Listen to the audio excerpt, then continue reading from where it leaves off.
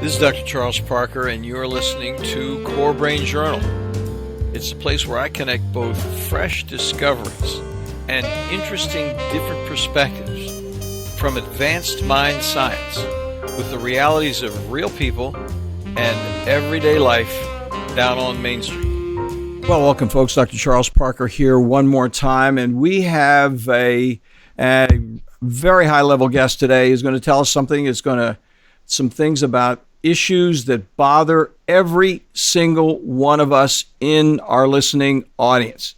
So if you're driving to the car, plan when you get to the job that you're going to sit in the car a little bit longer, because this information is absolutely imperative. So our guest today is Dr. Joe Pizzorno, and I'm going to introduce him. Joe, welcome. We're very pleased to have you on board.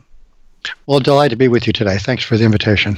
So Joe is a very interesting guy. I met him back in about 2004 in D.C. It's been a privilege to know him peripherally. We haven't had an ongoing relationship, but it's been great to catch up with him and prepare for this meeting, because he's got some really interesting things to tell us. And here's what we're going to be talking about. First of all, let me introduce him. He is the president. Now, I don't know how to pronounce it. It's Salugenesis? Right on. Well done. And the chief medical director for the Village Green Apothecary. Is that the one in D.C.? It is. I'll be doggone. I was like, because I knew them, but I didn't know that. I was thinking you were out on the West Coast.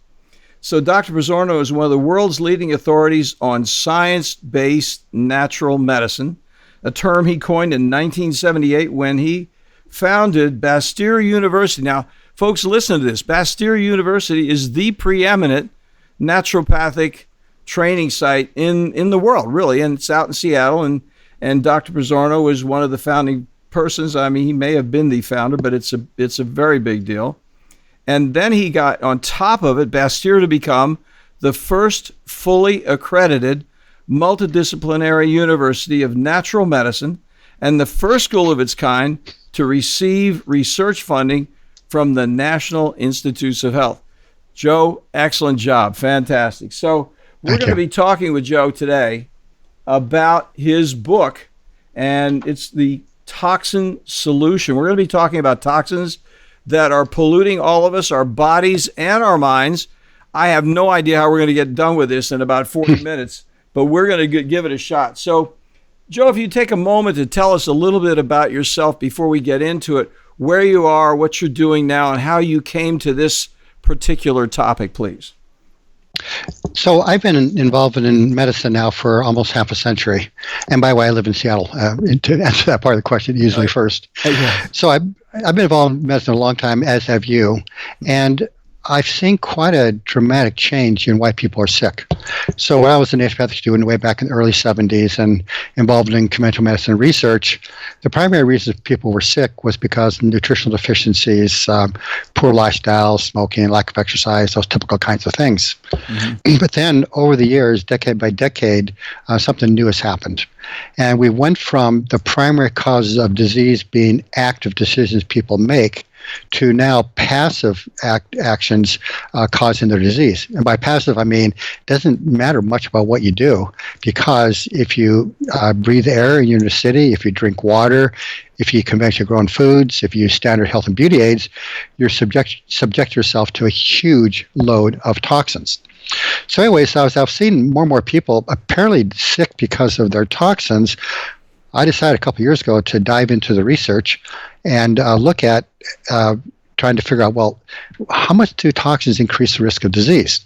So as we talked before this conversation, I'm the editor-in-chief of Integrative Medicine, a clinician's journal, or IMCJ for short, and happy to say we're in PubMed. That means we're a recognized or accredited journal. And so 2 years ago, I wrote an editorial where I was looking at people in the top 20% of exposure to a toxin. How much more disease do they have than people with the bottom 20% of exposure to a toxin? And the numbers I found were just stunning. So you may recall back when we were in medical school, diabetes, affected less than 1% of the population, and now it affects as much as 20 times as many people. I mean, huge increase in diabetes, right? So the first disease I looked at was diabetes. I mean, look at all this diabetes now. I remember my first year in practice, way back in 1975. I was so excited when I finally saw a diabetic patient. It was 6 months before I saw a diabetic patient. Okay. Yeah. Yeah. So you know what I mean. So I was looking at diabetes. And I was seeing things like, well, people in the top 20% of phthalate exposure compared to bottom 20% of phthalate exposure, well, they've got like a threefold increased risk of diabetes. Well, that's interesting. And where do phthalates come from? They come from health and beauty aids. Then I looked at things like arsenic that's in water and chicken and rice and such. And turns out that people who are in the top 20% of arsenic exposure have like 4 times as much diabetes. So anyway, I went through toxin by toxin and I was finding all these huge correlations. So then I went off to a publisher, HarperCollins, and said, hey, I'd like to write a book about this. I think this is really important. They agreed, gave me a really nice advance, and probably somewhat foolishly, I spent the whole advance on hiring 2 really bright bachelor graduates, and I asked them to help me answer the question, what percent of each chronic disease could we say is due to specific toxins? Mm-hmm. So we've been doing that for the last 2 years, and what we found was just stunning. I can say that 90% of that increase in diabetes, as near as I can tell, is due to just 5 toxins. And we're not just exposed to 5 toxins, we're exposed to 100 toxins. So we have this huge burden of disease we're experiencing now simply because the toxins are saturating our environment. Food, water, air, health and beauty aids, household cleaning agents, chemicals we use in the yard, we're constantly being bombarded. So the phthalate, just to say that a little more clearly, because some of our folks haven't heard that word before. Okay. Joe is used to speaking to professionals who is very familiar with, this conversation. But phthalates are, plastic bottles, basically. I mean, that's a big one. And then arsenic, he was talking about that. So we're looking forward to hearing the rest of the top 5. And we're also looking forward to hearing a little more about the practical, here's what you found regarding other diseases. So let's start with that. What was the thing that sort of rolled your socks up and down when you were looking at this from a specific disease point of view?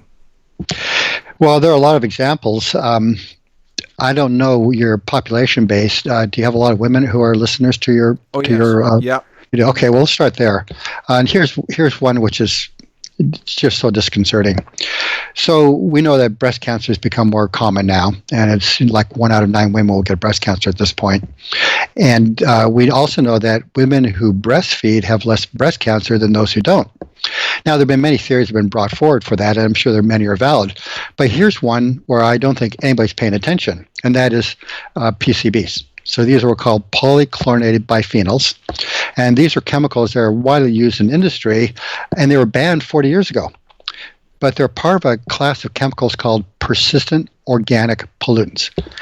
Now, what that means is that these chemicals were designed by research chemists to do 2 things. Number one is they're designed to have a specific physical or physiological effect. So, for example, a good example of a POP for short, for persistent organic pollutants, would be something like organochlorine pesticides. Okay, so organochlorine pesticides were designed to kill insects, but they're also designed to be difficult to break down because you don't want the sunlight to break them down. You don't want the insects to be able to digest them and break them down. You want to make them hard to break down. So they're designed to be hard to break down and have specific characteristics. So the problem is we've soon discovered that PCBs were incredibly toxic, so they were banned 40 years ago. But even though they were banned 40 years ago, they persist in the environment, and once they get into our bodies, they're very, very hard to get rid of. So we look at, a common term we look at for getting rid of toxins is called half-life. And that means how long does it take for the body to get rid of 1/2 of a toxin? So the PCBs have half-lives in human beings of 3 to 25 years. Not days, not months, we're talking about years. So once these things get into your body, they're hard to get rid of. Okay, now let's get back to breast cancer. So if you look at women who are breastfeeding, when a woman's breastfed for like about a year, whether it's one baby or multiple babies, she actually gets rid of a lot of her PCBs. So that decreases the risk for breast cancer. But then where do the PCBs go? They go into the babies. They go into the infants.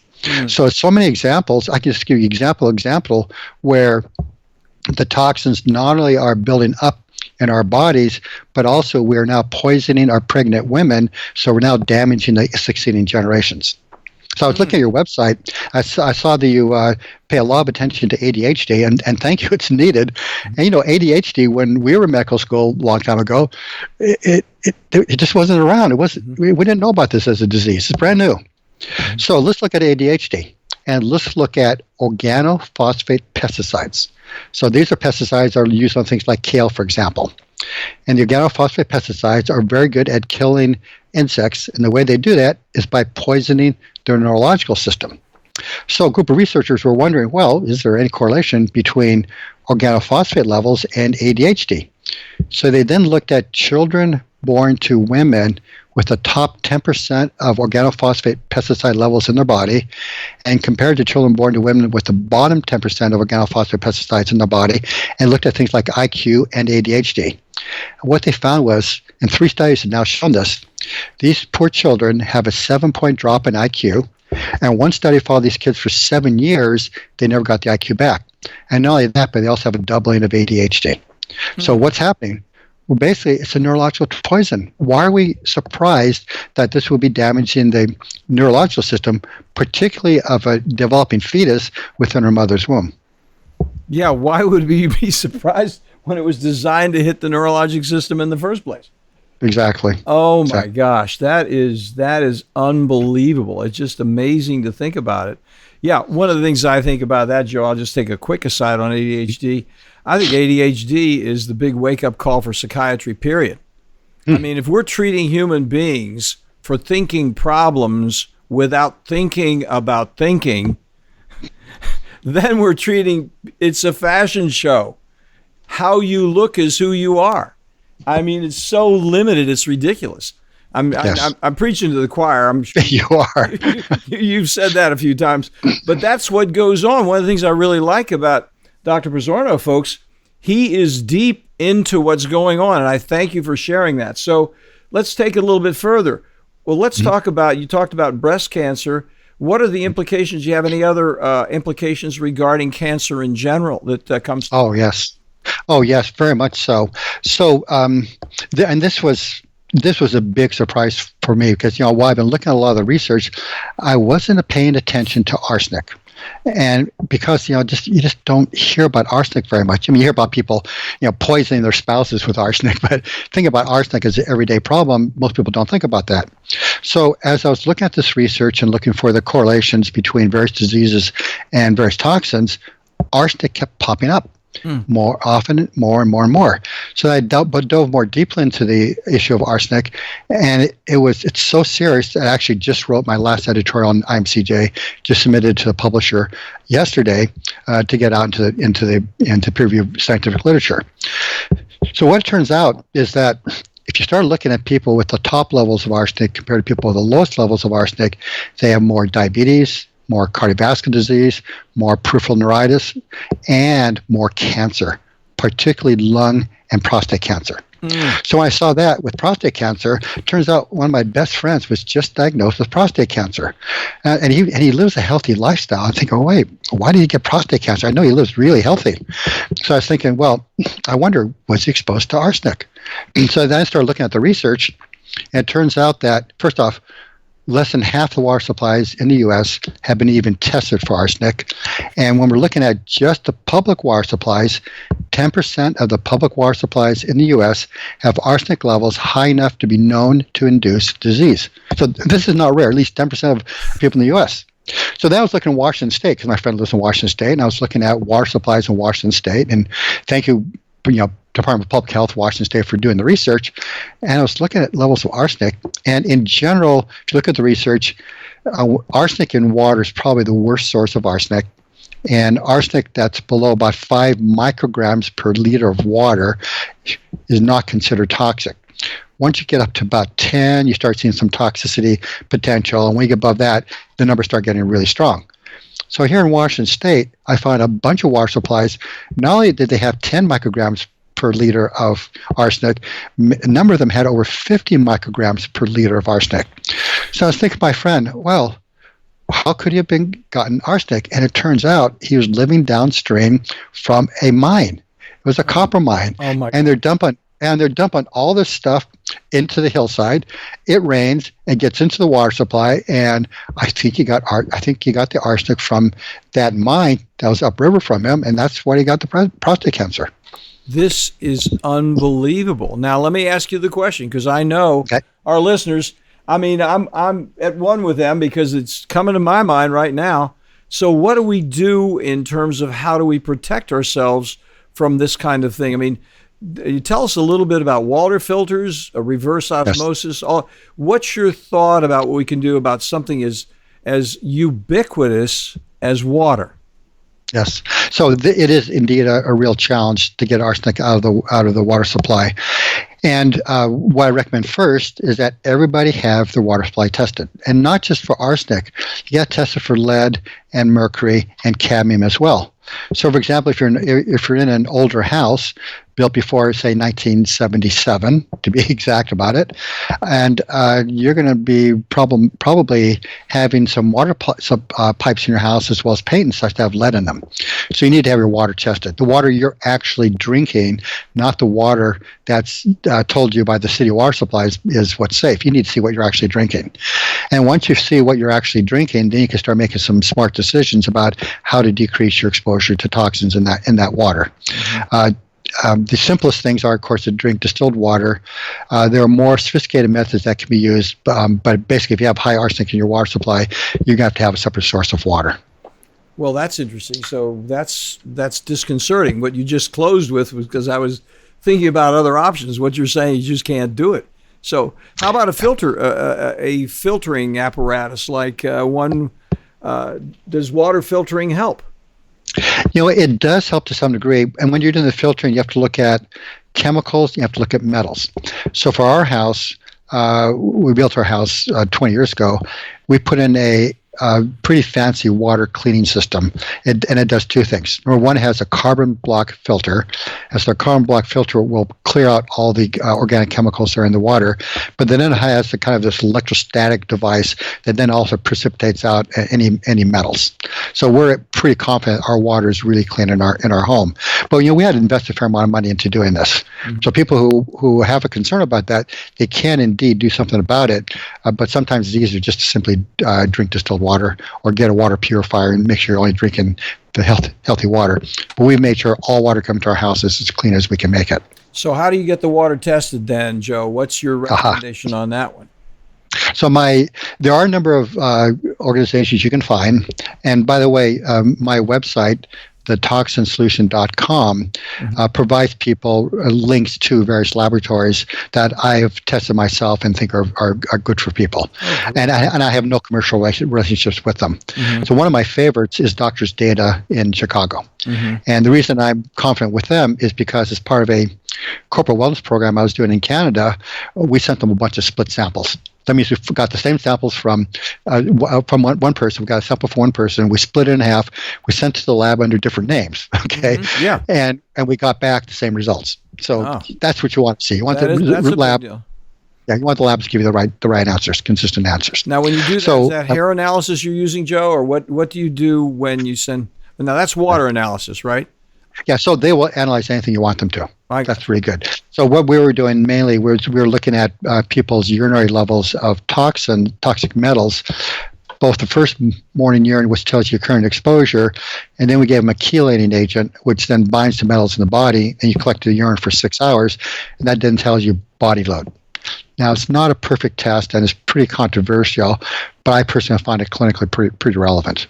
Well, what's your opinion about that in contrast to hair analysis, that kind of thing? So the challenge with hair analysis is that it's actually pretty useful for determining if a person has heavy metals, if there's heavy metals in the hair. Mm-hmm. The problem is many people, particularly those who have the most trouble with toxic metals, have trouble getting out through the hair. So the hair may be fine, but it's because they can't get rid of the metals.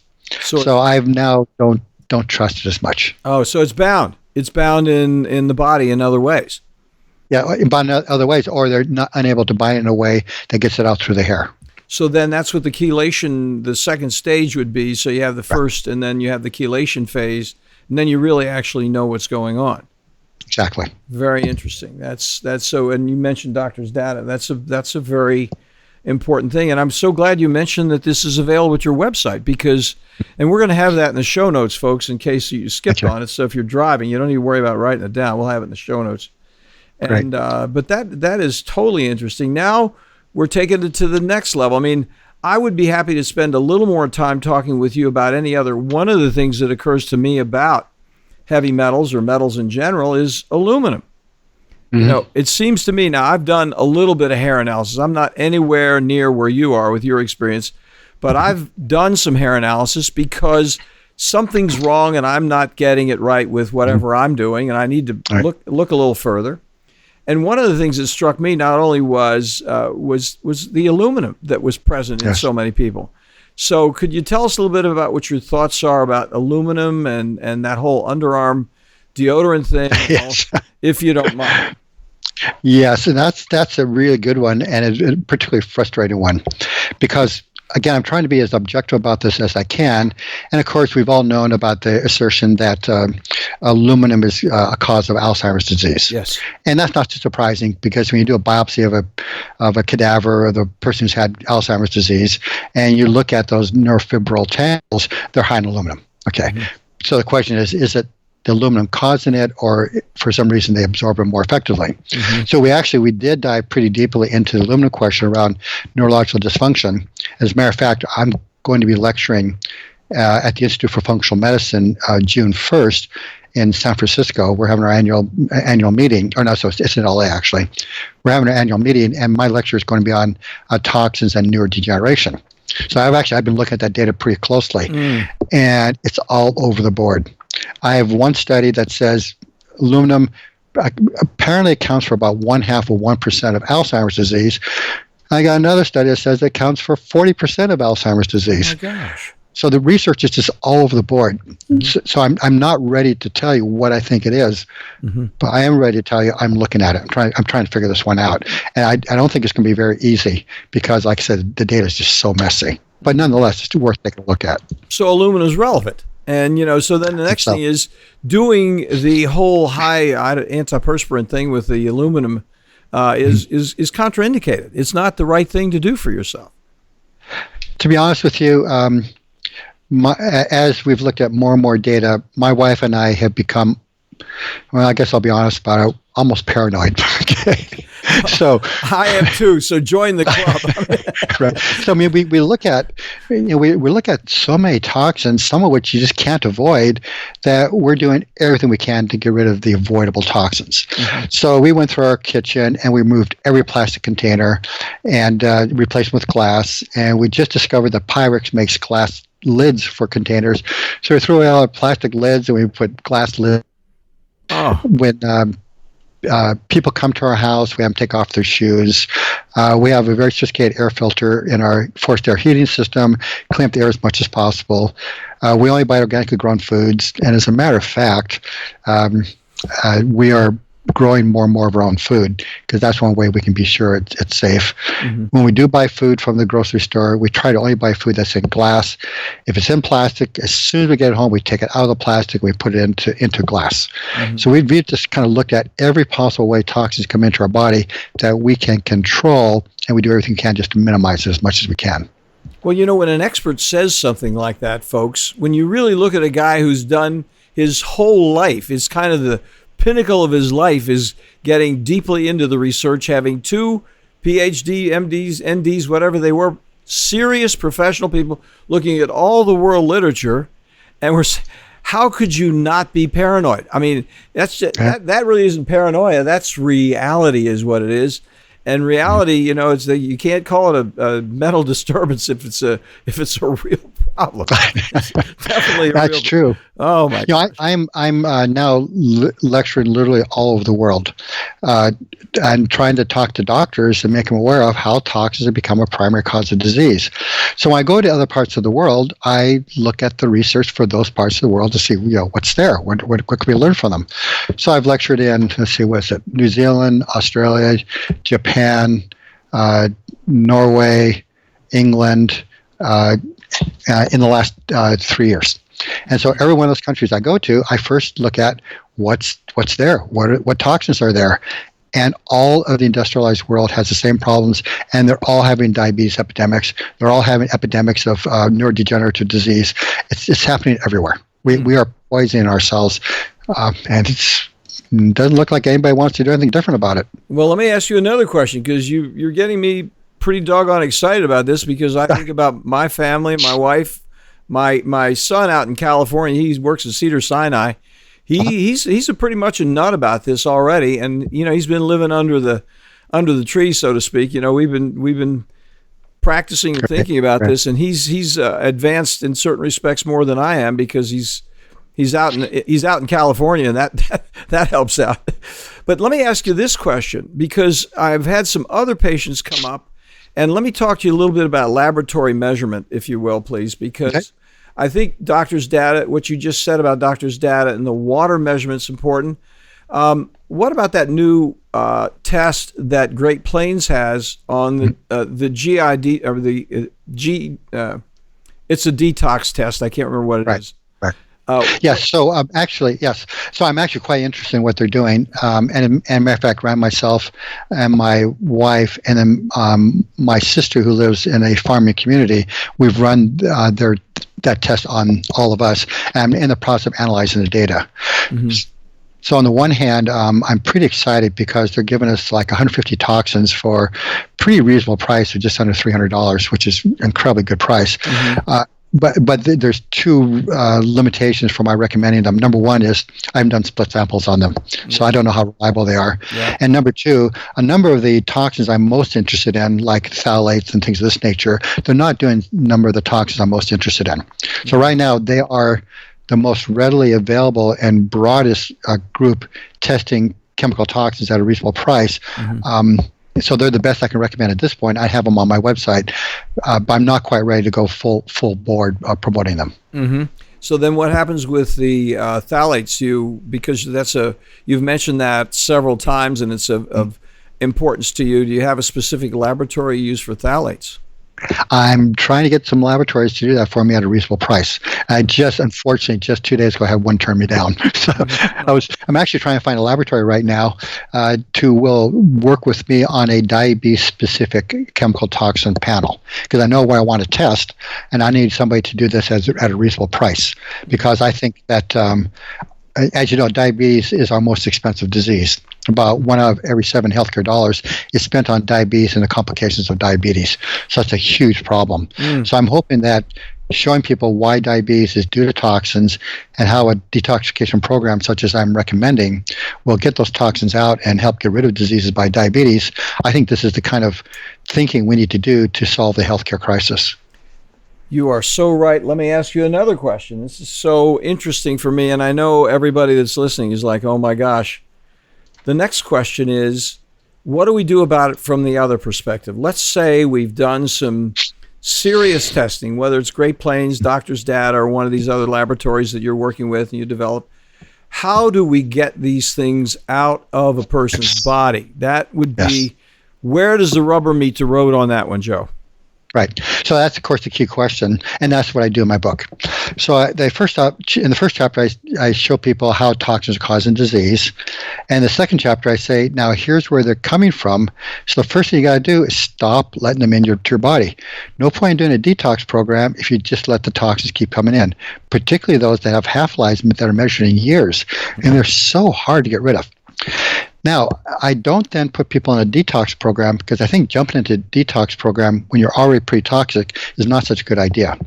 So what I recommend to people is that we first prepare the organs of elimination. Mm-hmm. So our bodies have our gut, our liver, our kidneys. They all have major roles to play in protecting us from toxins and getting toxins out.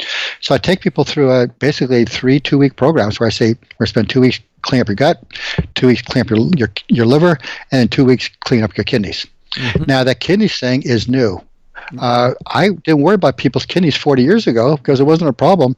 But now with all these chemical toxins and over-the-counter drugs, non-steroidal anti-inflammatory drugs, et cetera, people are losing their kidneys. We have these dialysis centers springing up all over the place. So anyway, once we got the body's organs of elimination working properly, now we put people through an intense detoxification program doing things like, this may sound strange, but the first thing I recommend is you got to increase your fiber content in the diet. You might say, well, why fiber? Well, it turns out our livers are actually pretty good at getting rid of many of these toxins. But the liver is expecting there to be fiber in the gut to bind to the toxins to get them out.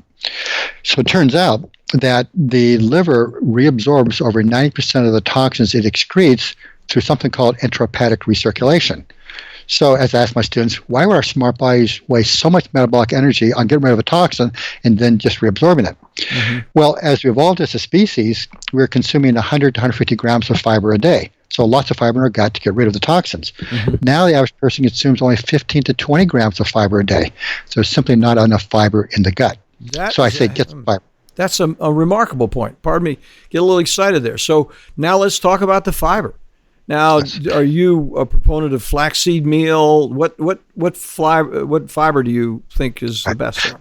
Yeah, so pretty much any fiber that will gel. That means you put some fiber in a glass of water, you shake it up and let it sit for a little while, forms a gel. Any fiber like that will do the job. So, for example, wheat fiber is not very good at doing this. I don't recommend wheat fiber.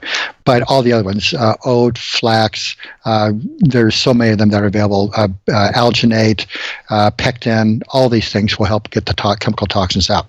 Now, they're slow, but they will get the toxins out. The next thing I do is I put people on a program where they have mild caloric restriction, because this will help start breaking down the fat cells where so much of these toxins are stored. Okay. And next, I have people alkalinize their bodies. So it turns out the modern lifestyle is very, very acid forming in the body. And it turns out that acid forming makes it harder for the body to get rid of a number of these chemical toxins. So I show people how to use dietary supplements as well as diet to make their body more alkaline.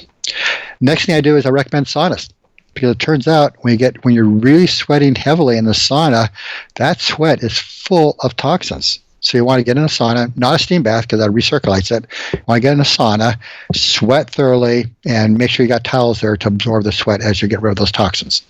And there's more to it than that. I've got diet and things like that, but that's kind of the basic thesis. That's going to be so interesting. Go ahead. I'm sorry. You were going to say something. Okay. And then the final thing is, then I give people guidance on how to live a toxin-free life. And I basically say, here's what Laura and I do, my wife Laura and I do. Here's what we do to keep toxins out of our body. And we think it makes a big, big difference. Well, I was thinking about, I was being a little bit facetious when I was thinking of all these different things. I was thinking about Tom Cruise taking care of the detox process after 9/11. You know, he apparently sprung for a bunch of, whatever you call them, sweat boxes, where basically we had a detox situation. And for the firefighters. And they would come out and their shirts would be black because they just sweated the stuff out that they had breathed in. Yes, and that's an excellent example. There's actually some quite fascinating research, and matter of fact, I quote it in my book, where I looked at firefighters and policemen and women, because as you know, when they're out there raiding a one of these meth labs, they're exposed to a lot of really neurologically toxic chemicals, and many become disabled because of it. And it turns out going on a detox program, very similar to what I recommend in my book, was very effective at getting these people back to work. Joe, I'm thinking about rapid responders, first responders. That this would be something that they would not be paying attention to, but they would be in the rubble, and all of the toxins would be certainly enhanced a great deal. In fact, the guy I just interviewed a friend of mine who was in all the major catastrophes recently, from Haiti to whatever, and you think about the things that have been liquidated and vaporized, and they're in there breathing the whole thing, and it's pretty graphic. Oh yeah, it's incredibly toxic. So I'll add something to it as well. I teach one class a year, or one course a year at Bastyr. It's called Healing Systems, and I just got done with it in winter quarter. And so I looked at the students a few weeks ago, and I said, when I was sitting in your seats almost half a century ago, I kind of had to take this all on faith. mean, because it just made sense to me. You should eat real food rich in nutrients. You should avoid toxins. You should get exercise. You should have loving relationships. These all made sense. But I had to kind of take it on faith. But now, half a century later, there's a huge amount of research supporting it, but I also have personal experience. So I'm an avid motorcyclist. I'm also an avid basketball player. So I now play basketball with guys who are half my age. And the reason I play with guys who are half my age is because I notice that once people start hitting around the age of 50, they start disappearing because they have not been taking care of their bodies, and the bodies start to break down. But it's even more than that. In our refrigerator at home, we have on the side of it pictures of our family and friends and loved ones, and many of them are in a comparable age group as we are. And I was looking at the refrigerator a couple weeks ago. I was noticing a lot of them are dead. I mean, and the ones who aren't dead, many of them have serious disease, like my friend with prostate cancer, and many of them they're kind of done with life. Just like they're retired and they're just sitting on their butts. So and true. Yeah, whereas my wife, Pilar, and I, we're motorcycle touring all over the world. Like I was just motorcycle touring in Australia 2 years ago. And so here I am in Australia where you drive on the wrong side of the road, riding a motorcycle, okay, and with my wife on back, which is pretty heavy, and I'm just fine. But so many other people, their bodies just can't do it anymore. Mm-hmm.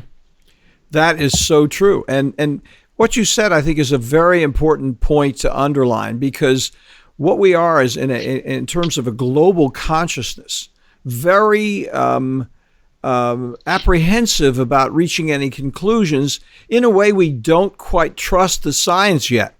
We've seen this happen so often, and you're very experienced with that because you're over in functional medicine, which is known for being very serious about the science and evidence, as opposed to treating appearances. Yes. So what happens is you've seen the evolution of the science. I mean, the way I tell folks when I'm doing a presentation, we're in a Galileo mind moment. And that is where Galileo, from the point of view, we have telescopes now, but we're not using them.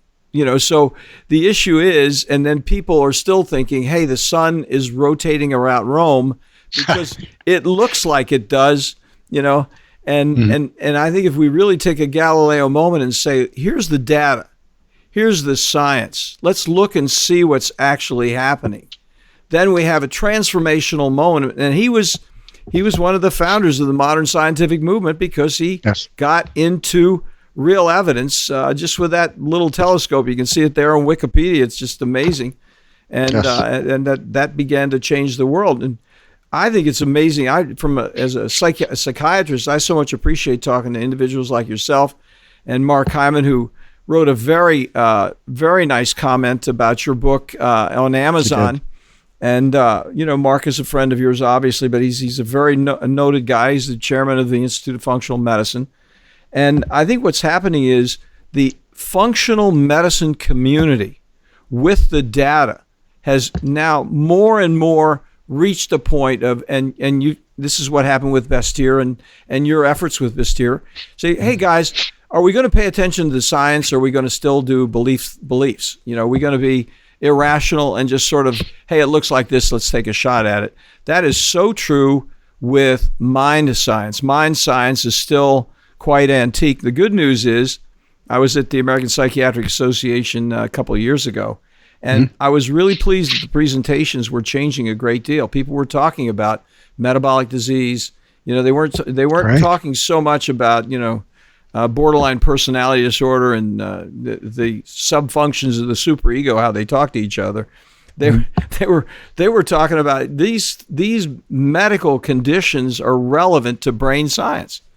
Absolutely. And so that's what you're telling us, and I'm really looking forward to reading the book, as I'm sure a number of our readers are thinking, we have to get 3 of these books because I've got a family of 3. I got one for myself and my wife. I got my son out there in California. I got my daughter up there in Maine. We just got to shoot these out because they're middle-aged adults, but they need to know this stuff, and they may not have a chance to connect with it if they don't sit down and read the available data. That's the key point. Yeah, there's a huge amount of unnecessary suffering going on in the world today because people are not paying attention to the real cause why people are sick. And it's one of my frustrations when I look at all the argumentation about healthcare reform that's going on. And something, it doesn't matter if the Democrats are controlling it, it doesn't matter if the Republicans are controlling it, it doesn't matter who pays for it. As long as they're not dealing with the underlying reason why people are really sick, they're just rearranging the chairs on the Titanic. You got to deal with why people are sick. And people are sick because of nutritional deficiencies, and they're sick because of environmental toxins. Only 20% of disease is genetics. All the rest is under our control. So it's up to us. And we can continue to be sick and continue to be dumb about this, or we can say, okay, now's the time. Let's fix this. What a way to close this conversation. Rearranging the chairs on the Titanic. I love that picture. Joe, this has been fantastic. So say once again, you said it, but I'll just ask you to say it again. I'm going to include it in the show notes. Let's talk about where people can connect with you. I'm going to mention one thing, Joe. I'm going to make it really easy in case they don't remember all this. What we have a connection for, and I'm hesitating here because it sounds a little bit like a sales pitch, but it's really something that's going to help you out and help them out. There is a global Amazon connection with a link called Genius, Genius, GENI.US, and then I put /Toxin.